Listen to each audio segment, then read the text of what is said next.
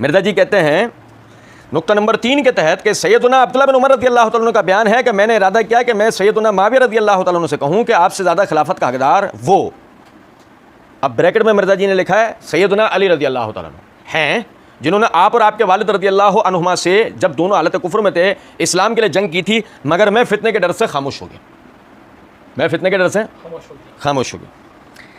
अच्छा देखें, समझिएगा ज़रा एक बात को, मैं आपको एक बात बताऊं, मिर्ज़ा जी ने इस हदीस को जानबूझकर जो है वो मुख्तसर लिखा, हदीस नंबर 4108 को। अब्दुल्लाह बिन उमर रज़ियल्लाहु तआला अन्हु ने जिस वक्त मुआविया रज़ियल्लाहु तआला अन्हु बेअत खिलाफत के बाद मदीना तशरीफ़ लाए हैं, और उस वक्त में जब मदीने के अंदर आपने ये वाले हालात देखे कि यानी कि वो अबू बकर सिद्दीक़ रज़ियल्लाहु तआला अन्हु की खिलाफत से भी पहले से कि जो अंसार के अंदर ये मामला था कि वो ये समझ रहे थे कि खिलाफत हम में है। अबू बकर सिद्दीक़ रज़ियल्लाहु तआला अन्हु ने मौके पर पहुँचकर ये बात समझाई कि खिलाफत हमेशा कुरैश में रहेगी, नबी सल्लल्लाहु अलैहि वसल्लम की हदीस है ना, अल-अइम्मतु मिनल कुरैश। और फिर सैयदना अली रज़ियल्लाहु तआला अन्हु की बेअत करने वाले जो लोग थे वो सारे के सारे, यानी कि जो मदीने को जिन्होंने हाईजैक किया था वो वही बागी थे। अच्छा देखें, गौरतलब नुक्ता है कि जब मुआविया रज़ियल्लाहु तआला अन्हु आए तो अब भी वो आबो हवा मौजूद है कि जिसके अंदर वो भी खलीफा बन सकता है और ये भी खलीफा बन सकता है। मैं अपनी मर्जी के जिस आदमी के हाथ पर चाहे बेअत कर सकता हूँ, वो वाला जहन बना हुआ है। और हमने अल्लाह ताला के फजल करम से मिर्ज़ा इंजीनियर की हकीकत पार्ट नंबर 38 के अंदर इस पर तफसीली बात की थी, और वहाँ पर इसको तारीख़ी एतबार से इस मसले को समझाया था कि उस वक्त की जो आबो हवा थी उसके अंदर मुआविया रज़ियल्लाहु तआला ने जिनको मुखातिब किया उनसे मुराद बागी व बलवाई हैं, इससे मुराद हज़रात बनु हाशिम नहीं है। क्योंकि जब आप इस बात को समझें कि हज़रात बनु हाशिम में से जो खुद हसन रज़ियल्लाहु तआला अन्हु हैं, उन्होंने मुआविया रज़ियल्लाहु तआला के हाथ पर बेअत को तफ़वीज़ किया है, तो क्या सोचकर बेअत को तफ़वीज़ किया है? आपको अहल पाकर किया है ना। अगर मुआविया रज़ियल्लाहु तआला अन्हु इसकी अहलियत ना रखते होते तो क्या हसन रज़ियल्लाहु तआला अन्हु इस अल्लाह ताला की अमानत को ना अहल के सुपुर्द कर सकते थे? ये समझ रहे हैं बात को नहीं? जाबिर बिन समुरा रज़ियल्लाहु तआला अन्हु से रिवायत है ना कि नबी सल्लल्लाहु अलैहि वसल्लम ने फरमाया ये अमानत ना अहल के सुपुर्द नहीं की जाएगी, या अमानत ना अहल के सुपुर्द नहीं की जाएगी। मुआविया रज़ियल्लाहु तआला अन्हु उसकी अहलियत रखते थे, यही वजह है कि हसन रज़ियल्लाहु तआला अन्हु ने उनको बेअत को तफ़वीज़ किया। अब आप समझें कि जब ब्रैकेट लगाकर मिर्ज़ा जी ने तासुर दिया कि आपसे ज़्यादा खिलाफत का हकदार वो है, तो वो में ब्रैकेट में अली रज़ियल्लाहु अन्हु का नाम लिख दिया, रिवायत को मुख्तसर लिखा, रिवायत को मुख्तसर लिखा, ताकि सामने वाले को ऐसा लगे कि अली रज़ियल्लाहु तआला अन्हु क्या अभी जब खिलाफत का दौर था ना, ये उस वक्त का कोई वाक़या है। और यूं मुआविया रज़ियल्लाहु तआला अन्हु का जो एक नाउज़ु बिल्लाह मिन ज़ालिक उन्हें बागी साबित किया जाता है और उनकी जितनी भी कारकर्दगी थे उसको बगावत करार दिया जाता है, तो वो तासुर पूरा पक्का हो जाए। अब ये देखें, मेरे हाथ में सही बुखारी है, इसकी जिल्द नंबर 5 का सफ़ा नंबर 388 है, किताबुल मगाज़ी में इमाम बुखारी रहमतुल्लाह अलैह ने इस रिवायत को बाब ग़ज़वाइल खंदक व हियल अहज़ाब के तहत हदीस नंबर 4108 के तहत जिक्र किया है। अब्दुल्लाह बिन उमर रज़ियल्लाहु तआला अन्हु फरमाते हैं कि मैं हफ्सा रज़ियल्लाहु तआला अन्हा के यहाँ गया तो उनके बालों से पानी के कतरे टपक रहे थे। मैंने उनसे कहा तुम देखते हो लोगों ने क्या किया, और हमें तो कोई इख्तियार मिला नहीं, हमें तो कोई इख्तियार मिला नहीं। क्यों मिर्ज़ा जी ने आधी हदीस लिखी? क्योंकि समझें, अगर अली खलीफा हैं और अगर मुआविया ने ये उस वक्त बात बोली है जैसे कि मिर्ज़ा जी ने ब्रैकेट देकर तासुर दिया है, तो अब्दुल्लाह बिन उमर रज़ियल्लाहु अन्हु ने ये जुमला बोल सकते थे कि हमें तो कुछ इख्तियार मिला नहीं। अमीर के होते हुए कौन सा इख्तियार? अमीर मौजूद है तो आपके पास कौन सा इख्तियार? आप तो उसकी इताअत करेंगे, आपके पास कोई इख्तियार नहीं है। लेकिन ये हो ही जब सकता है कि जब मुआविया रज़ियल्लाहु तआला अन्हु की बेअत का मामला हुआ हो और उस वक्त में अब्दुल्लाह बिन उमर रज़ियल्लाहु तआला अन्हु ये समझे हो कि मुआविया रज़ियल्लाहु तआला अन्हु जो मुखातिब कर रहे हैं वो हमें कर रहे हैं। आप देखें, वो कहते हैं कि हफ्सा रज़ियल्लाहु तआला अन्हु ने कहा कि तुम मुसलमानों के मजमे में जाओ, लोग तुम्हारा इंतजार कर रहे हैं, कहीं ऐसा ना हो कि तुम्हारा मौके पर ना पहुंचना मजीद फूट का सबब बन जाए। अली रज़ियल्लाहु अन्हु अगर खलीफा है, खिलाफत का मामला चल रहा है और ये उस वक्त का मदीना है कि जिस वक्त अभी दारुल खिलाफत शिफ्ट भी नहीं हुआ था, यानी बिल्कुल इब्तिदाई अय्याम है, तो फूट पड़ने की कोई बात ही नहीं है। बागी हैं ये अली, और लुत्फ की बात उस वक्त अब्दुल्लाह बिन उमर नहीं थे वहाँ। ये अपनी जगह एक नुक्ता है। फिर कहते हैं कि आखिर हफ्सा रज़ियल्लाहु तआला अन्हु के इसरार पर अब्दुल्लाह रज़ियल्लाहु अन्हु गए। फिर जब लोग वहाँ से चले गए तो मुआविया रज़ियल्लाहु तआला अन्हु ने खुतबा दिया और कहा खिलाफत के मसले पर जिससे गुफ्तगू करनी हो वो ज़रा अपना सर तो उठाए, यकीनन हम उससे ज़्यादा खिलाफत के हकदार हैं, और उसके बाप से भी ज़्यादा। जिस वक्त मुआविया रज़ी अल्लाह तआला अन्हु ये जुमला कह रहे हैं, हमारा ये सवाल है, अब्दुल्लाह बिन उमर रज़ी अल्लाह तआला अन्हु को तो छोड़ें 2 मिनट के लिए, हज़रात बनु हाशिम कहाँ हैं? आले अली, भाई हसन रज़ी अल्लाह अन्हु ने बैत की तो तफवीज़ कर दी है, चलो फ़र्ज़ कर लेते हैं कि हसन रज़ी अल्लाह अन्हु उस वक्त शहीद भी हो गए हों, हुसैन तो है ना। अगर वो यजीद के खिलाफ जा सकते थे बकौल आप, तो जब मुआविया ये बात कर रहे हैं तो उस वक्त हुसैन क्यों नहीं बोल रहे हैं? अब भाई बात समझ रहे हैं या नहीं? और आले अकील, आले जाफर, आले हमजा, हजरात बनु हाशिम में से कोई एक आदमी खड़ा होकर ये बात बोले कि ये तुमने कौन सा जुमला बोला है? मसला ये है कि कोई शख्स भी ये बात इसलिए नहीं कर रहा है, ये बैत इनके हाथ पे तफवीज़ किसने की है? हसन रज़ी अल्लाह तआला ने वो अहलियत देखी है तो तफवीज़ की है ना। आज अगर इनके खिलाफ कोई आदमी मिसाल के तौर पे खड़ा होता है तो ये बात कहने का हकदार है कि वो आदमी खड़ा हो कि जो खिलाफत का मुद्दई हो, क्योंकि हम और हमारे बाप दादा उससे ज़्यादा हकदार इस चीज़ के। और ख़ास तौर पे मदीने में खड़े होकर ये बात करना तो और भी आसान है, क्योंकि आप ज़रा देखें, यानी कि मिसाल के तौर पर अभी कि जब इस्लाम नहीं आया उससे पहले भी मक्के वालों का दौर मदीने वालों पर ज़्यादा था। अभी इस्लाम आ गया है तो उस वक्त भी सरदारी वाला निज़ाम किन के पास मौजूद था? मक्के वालों के पास। अब हिजरत हो चुकी है तो किसके सर पर ताज पहनाया गया है? नबी सल्लल्लाहु अलैहि वसल्लम के। और अब खिलाफत का इनेकाद हो गया तो हदीस बयान कर दी गई, अल आइमतु मिनल कुरैश, खिलाफत हमेशा कुरैश में रहेगी। कुरैश सब कहाँ के? तो जब मुआविया रज़ी अल्लाह अन्हु ये कह रहे हैं खड़ा हो तुम में से कोई जो खिलाफत का बात करता हो, वो और उसके बाप दादा से ज़्यादा हम और हमारे बाप दादा इसके हकदार। गलत बोला जुमला। जो भी इस्लामी खिलाफत के उसूलों को जानता है, बच्चा बच्चा यह बात कहेगा कि आपने अपनी जगह यहां पर बिल्कुल सही बात की है। और आप जरा देखें हदीस का अगला हिस्सा, अब्दुल्लाह बिन उमर रज़ी अल्लाह तआला अन्हु वो कहते हैं मैं इरादा कर चुका था, ये मिर्ज़ा साहब ने भी जो यानी कि जितनी इबारत मिर्ज़ा जी ने नकल की है कि जी सैयदना अब्दुल्लाह बिन उमर रज़ी अल्लाह अन्हु का बयान है कि मैंने इरादा किया कि मैं मुआविया रज़ी अल्लाह अन्हु से कहूँ कि आपसे ज़्यादा खिलाफत के हकदार वो ब्रैकेट में अली हैं जिन्होंने आप और आपके वालिद से हालत, यानी अब ब्रैकेट में लिखा है जब आप हालत कुफ्र में थे, इस्लाम के लिए जंग की थे, मगर मैं फितने के डर से खामोश हो गया। अब देखिए अब्दुल्लाह बिन उमर रज़ी अल्लाह अन्हु वाला पूरी बात क्या थी। अब्दुल्लाह बिन उमर रज़ी अल्लाह अन्हु कहते हैं मैं इरादा कर चुका था कि इनसे कहूँ कि तुमसे ज़्यादा खिलाफत का हकदार वो है जिसने तुमसे और तुम्हारे बाप से इस्लाम के लिए जंग की थी, लेकिन फिर मैं डरा कि कहीं मेरी इस बात से मुसलमानों में इख्तिलाफ ना बढ़ जाए और खून रेजी ना हो जाए, और मेरी बात का मतलब मेरी मुंशा के खिलाफ ना लिया जाने लगे। मेरी बात का मतलब मेरी मुंशा के खिलाफ ना लिया जाने लगे, इसकी बजाय मुझे जन्नत की वो नेमत याद आ गई जो अल्लाह ने जन्नतों में तैयार कर रखी, यानी फितने के वज़ मैं जन्नत से दूर किया जाऊँ, इससे कोई दर्जा बेहतर है कि मेरी बात से कोई फितना ना हो और मैं जन्नतों की नेमतें पाऊँ। अब्दुल्लाह बिन उमर रज़ी अल्लाह अन्हु ने ख़ास तौर पे जिस नुक्ते की तरफ तवज्जो दिलाई है वो ये, मैं नहीं चाहता कि मेरी मुंशा के खिलाफ मेरी मुराद ली जाए।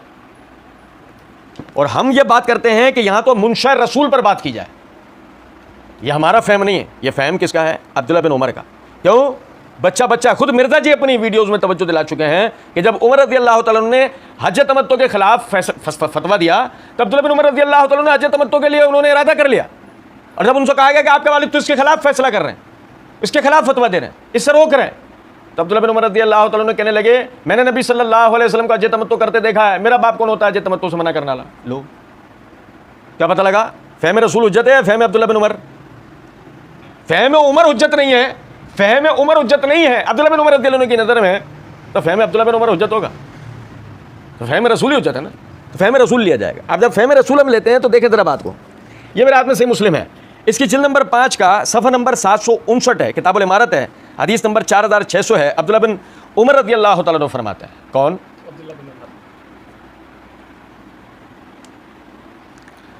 कहते हैं कि मैं हज़रत हफ्सा के पास गया। ये हज़रत हफ्सा है कौन?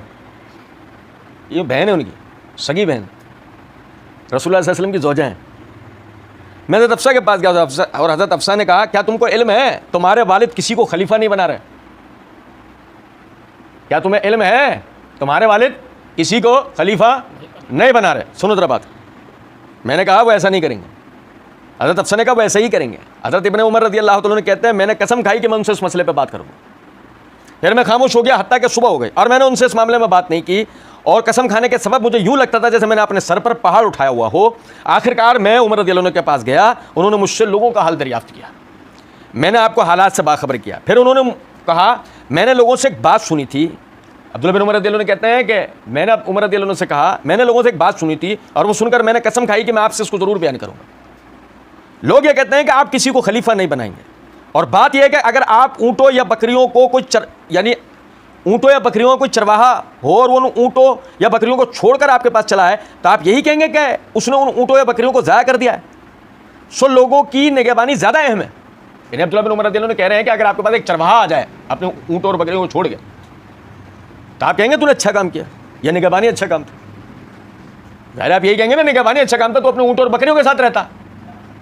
तो लोगों की निगहबानी वाला मामला तो ज़्यादा ज़रूरी है कि जानवरों की निगहबानी की जाए। भाई सुन रहे हैं बात को? उमर रज़ियल्लाहु अन्हु ने मेरी इस राय की मुआफ़िकत की। कुछ देर तक सर झुकाए सोचते रहे, फिर मेरी तरफ सर उठाकर फरमाया, बिला शुबा अल्लाह अज़्ज़ व जल अपने दीन की हिफाजत फरमाएगा, और अगर मैंने किसी को खलीफा नहीं बनाया तो रसूलुल्लाह सल्लल्लाहु अलैहि वसल्लम ने किसी को खलीफा नहीं बनाया था।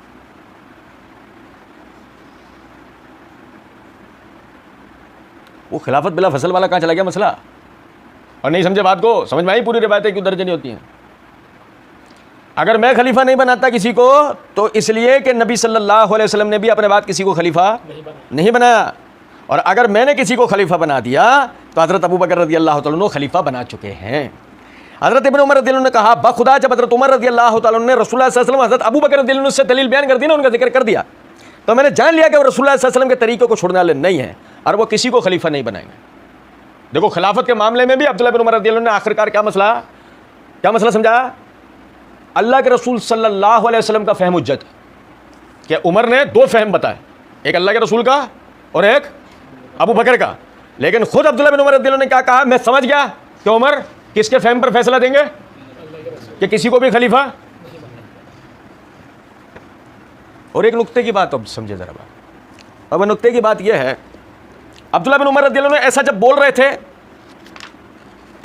तो एक चीज़ भूल गए थे जो बोल रहे थे, या फिर जज्बाती होकर बोल रहे थे, या फिर इस बात को जज्बाती होकर बोल रहे थे। जो अरबों के अंदर एक गैरत होती थी कि कोई ललकारे और वो लगे कि हमारी, तो वो जवाब दिए बगैर रहते नहीं। ये मेरे हाथ में सही बुखारी है, इसकी जिल्द नंबर 8 का सफ़ा नंबर 464 है, किताबुल अहकाम है। इमाम बुखारी रहमतुल्लाह अलैह ने बाब कायम किया, बाबुल इस्तिखलाफ। इसके तहत ये हदीस नंबर 7218 है। अब्दुल्ला बिन उमर रज़ियल्लाहु तआला अन्हु बयान करते हैं। कौन? मिर्ज़ा इंजीनियर सैफुल्लाह। कौन बयान कर रहा है? अब्दुल्ला बिन उमर रज़ियल्लाहु तआला अन्हु ने बयान किया कि उमर रज़ियल्लाहु तआला अन्हु जब ज़ख्मी हुए तो उनसे कहा गया, आप अपना खलीफा किसी को क्यों नहीं मुंतखब कर देते? आपने फरमाया, अगर किसी को खलीफा मुंतखब करता हूँ तो उस शख्स ने अपना खलीफा मुंतखब किया था जो मुझसे बेहतर थे, यानी अबू बकर सिद्दीक़ रज़ियल्लाहु तआला अन्हु। और अगर मैं उसे मुसलमानों की शूरा पर छोड़ता हूँ तो उस बुज़ुर्ग तरीन शख्सियत ने छोड़ दिया था जो हम सबसे बेहतर थे, यानी मुहम्मदुर रसूलुल्लाह सल्लल्लाहु अलैहि वसल्लम। फिर लोगों ने आपकी तारीफ़ की, फिर उन्होंने कहा, फिर उमर रज़ियल्लाहु तआला ने कहा, कोई तो दिल से मेरी तारीफ़ करता है, कोई डर कर।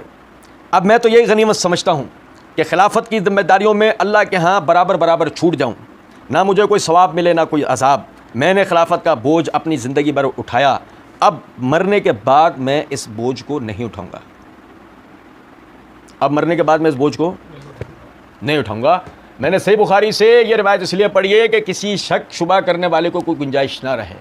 तमाम शारीन हदीस यहाँ पर वो रिवायत लेकर आए कि जो साद बिन अबी वक़ास रज़ियल्लाहु तआला अन्हु ने उमर रज़ियल्लाहु तआला अन्हु को शूरा में अब्दुल्ला बिन उमर रज़ियल्लाहु तआला अन्हु को दाखिल करने का हुक्म दिया। किसको भाई? और मुद्दई लाख पर भारी है गवाही जहलमी राधा की। नहीं समझे कुछ बात को? मसला नंबर 157 पार्ट 1 के अंदर एक जगह मिर्ज़ा जी कहते हैं, हज़रत उमर ने साथ कहा, देखना कि अगर तुम सबके सब साद बिन अबी वक़ास पर मुत्तफ़िक हो जाओ तो तुम उसको खलीफा चुन लेना। ये पूरा वाक़या मिर्ज़ा साहब ने ये पूरा वाक़या बयान किया है। और उसके बाद मिर्ज़ा जी कहते हैं कि अब्दुल्ला बिन उमर रज़ियल्लाहु अन्हु को भी शामिल कर लेना। फिर कहा कि अब्दुल्ला बिन उमर को भी मशवरे के लिए शामिल कर लेना, लेकिन उसको खलीफा ना चुनना। किसके अल्फाज हैं? उमर रज़ियल्लाहु अन्हु की तर्जुमानी कौन कर रहा है? खुद मिर्ज़ा साहब अपनी ज़बान से। अब्दुल्ला को मशवरे में तो शामिल कर लेना, शूरा में तो शामिल कर लेना, लेकिन ओहदे के लिए, खिलाफत के ओहदे के लिए। अब मुझे बताएं, क्या ये अब्दुल्ला बिन उमर रज़ियल्लाहु तआला अन्हु, मुआविया रज़ियल्लाहु तआला अन्हु को कह सकते थे हम और हमारे बाप, तुम और तुम्हारे बाप से ज़्यादा हकदार है? क्योंकि दलाइल इस बात का साथ नहीं देते कि अब्दुल्ला बिन उमर रज़ी अल्लाह तआला अन्हु, उमर रज़ी अल्लाह तआला अन्हु के बाद, अब्दुल्ला बिन उमर ही नहीं, उमर रज़ी अल्लाह अन्हु के घराने का कोई आदमी भी खिलाफत के लिए खड़ा। जब उमर रज़ी अल्लाह तआला अन्हु ने बाइज़्ज़त खलीफा फैसला कर दिया, मेरे घराने में से अब कोई भी इस बार को नहीं उठाएगा, मैं अल्लाह का जवाब दे काफ़ी हूं, तो उनके घराने का अब कोई शख्स भी खिलाफत के लिए खड़ा किया जाएगा। अब इस नज़र से भी देख लें कि जब माविया ये बात कह रहे हैं कि वो शख्स खड़ा हो जो ये समझता है कि वो हमसे ज़्यादा खिलाफत का हकदार है, गलत कह रहे हैं, सही कह रहे हैं। मैंने अर्ज़ किया ना, मिर्ज़ा जी की ज़बान में आपको बताता हूँ, वो मिर्ज़ा जी जो है वो ये कहते हैं, बड़ी गौरतलब बात है, कहने लगे मसला नंबर 157 पार्ट 1 के अंदर एक जगह कहते हैं, गुलाम मुस्तफ़ा ज़हीर साहब ने रिवायत आदि लिखी, आगे रावी का फ़हम बताएं ना, सल्फ़ का फ़हम। मेरे भाई इल्म के मैदान में जज्बात तो नहीं होंगे ना, चीज़ें डिस्कस होंगी, चीज़ें डिस्कस होंगी, तो जज्बाती बात नहीं होगी, इल्मी बात होगी, ये हमारे दरमियान तय है ना। तो जब इल्मी बात होगी तो इल्मी बात है कि दलाइल के एतबार से अब्दुल्ला बिन उमर रज़ियल्लाहु अन्हु मुआविया रज़ियल्लाहु अन्हु का मुकाबला कर ही नहीं सकते। अगर आप ये समझ रहे हैं कि मुखातिब अब्दुल्ला बिन उमर रज़ियल्लाहु तआला अन्हु थे तो, वरना ये बात तो हम अल्लाह के फजल करम से साबित कर चुके हैं कि यहाँ अहले मदीना में मौजूद वो बलवाई या अंसार में मौजूद वो लोग जो आज भी ये समझते थे कि खिलाफत कुरैश के बाहर भी किसी को मिल सकती है, अब्दुल्ला मुआविया रज़ियल्लाहु तआला अन्हु ने ऐसे लोगों को मुखातिब करके ये बात कही है कि तुम में से जो खिलाफत पे बात करना चाहता है वो आकर हमारा सामना करे, और हम और हमारे बाप दादा वो और उसके बाप दादा से ज़्यादा इस चीज़ के मुस्तहिक हैं। ये बात सिर्फ इस हद तक की थी। और एक सिर्फ ज़बानी कलामी आपको एक नुक्ते की तरफ तवज्जो दिला देता हूँ। हाफ़िज़ इब्न हजर रहमतुल्लाह अलैह फतहुल बारी के अंदर सही सनद से रिवायत लेकर आए हैं कि अबू मुस्लिम खौलानी अली रज़ी अल्लाह तआला अन्हु की तरफ से मुआविया रज़ी अल्लाह तआला अन्हु के पास शाम पहुँचे और जाकर उन्होंने कहा कि तू अपने चचाजाद भाई से मनसब के लिए लड़ रहा है क्या? तू अपने आप को जो है वो अपने यानी अमीरुल मोमिनीन अली रज़ी अल्लाह अन्हु से ज़्यादा तू अपने आप को खिलाफत का अहल समझता है? तो मुआविया रज़ी अल्लाह तआला अन्हु ने कहा कि तुम अच्छी तरह इस बात को जानते हो कि मैं अली से ज़्यादा किसी को भी इस मनसब का अहल नहीं समझता, मैं सिर्फ अपने भाई के खून का किसास का उनसे सवाल करता हूँ। तो जब मुआविया रज़ी अल्लाह तआला अन्हु ने अपने आप को अली रज़ी अल्लाह तआला अन्हु से ज़्यादा इस मनसब का अहल कभी समझा था ही नहीं, तो आज ब्रैकेट लगाकर अब्दुल्ला बिन उमर रज़ी अल्लाह मिर्ज़ा जी ने अब्दुल्ला बिन उमर रज़ी अल्लाह तआला अन्हु की मुराद के अंदर जो अली रज़ी अल्लाह अन्हु को घुसेड़ दिया। मिर्ज़ा जी को ये मानवी तारीफ़ करने की ज़रूरत थी, लेकिन अगर नहीं करते तो मुआविया रज़ी अल्लाह तआला अन्हु के लिए जो तासुर देना चाहते थे वो तासुर देने में कामयाब हो सकते थे। अल्लाह रब्बुल इज़्ज़त समझने और अमल करने की तौफ़ीक दे। वमा अलैना इल्लल बलाग।